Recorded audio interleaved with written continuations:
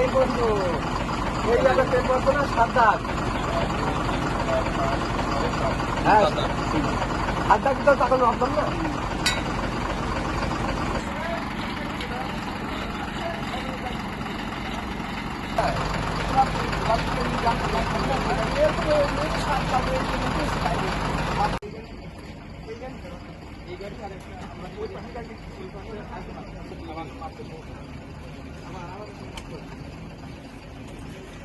ওই যে দুই গাড়িতে কাজ করে দিচ্ছে। হ্যাঁ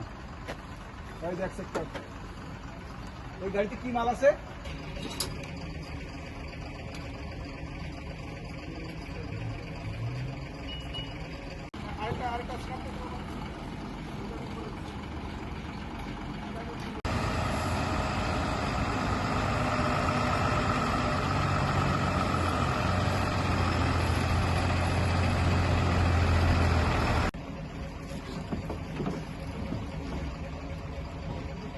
যা যা উপরে উঠে যাবে, উপরে উঠে যাবে।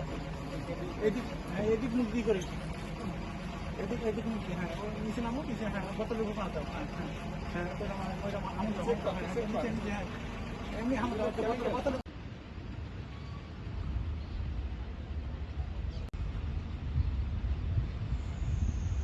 বারবার আমাদেরকে পেছনা দিচ্ছে, হ্যাঁ, যে আমাদের সবাইকে যাতে কোনোভাবেই আমাদের পার্শ্ববর্তী রাষ্ট্রে তেল চলে যাইতে না পারে। কারণ এখনো হচ্ছে বাংলাদেশের তেলের দাম ওদের দেশের থেকে কম, পার্শ্ববর্তী রাষ্ট্র থেকে আমাদের দেশের তেলের দাম কম।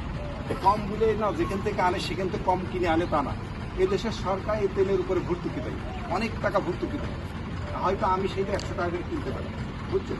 এখন এই তেল যদি 150 টাকা হয়, সেই সামান্য লোভের জন্য, লাভের জন্য আপনারা যদি তেল এই গাড়িতে 200 লিটার তেল নিয়ে চলে যান, চলে আসার সময় 100 লোক